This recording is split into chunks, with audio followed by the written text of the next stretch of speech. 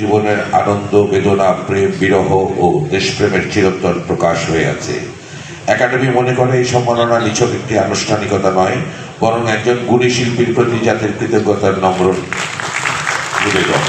আমরা আশা করি তার সঙ্গীত চর্চা ও সাধনা আগামী প্রজন্মের শিল্পীদের অনুপ্রেরণার চিরন্তন উৎস হিসেবে কাজ করবে। স্মারক প্রদান করবেন মাননীয় প্রতিমন্ত্রী জনাব আলী নওয়াজ মাহমুদ খোয়েম এমপি।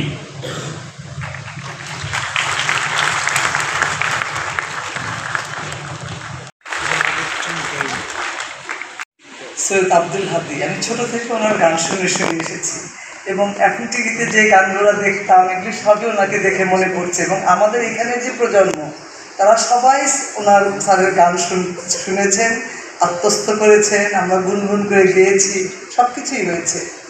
আমার কাছে মনে হয়েছে যে আমি যে সাংস্কৃতিক মন্ত্রণালয়ের সচিব, আল্লাহ তাআলা আমাকে কেন করেছে এই সমস্ত গুণী শিল্পীদের সান্নিধ্যে আসা, এটাই আমার কাছে মনে হয় সবচেয়ে বড় পাওয়া।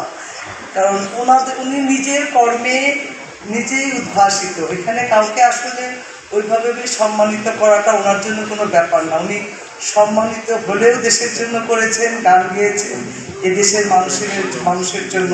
এবং আল্লাহ তাআলা উনি যে সঙ্গীতের প্রতি একনিষ্ঠ ছিলেন সেটা আল্লাহ তাআলা আসলে তাকে পুরস্কার দিয়েছে। উনি 2000 সনে 21 পদকে ভূষিত হয়েছেন এবং আমরা সবাই তাকে শ্রদ্ধা করি।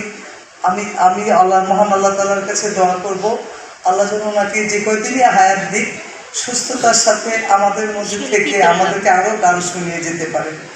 আরও একটা বিষয় যে ওনার সান্নিধ্যে আরও যেন সৈয়দ আব্দুল হাদীর সৃষ্টি হয়, এই দোয়া করে আপনাদের সবাইকে আবার ধন্যবাদ জানিয়ে শেষ করছি।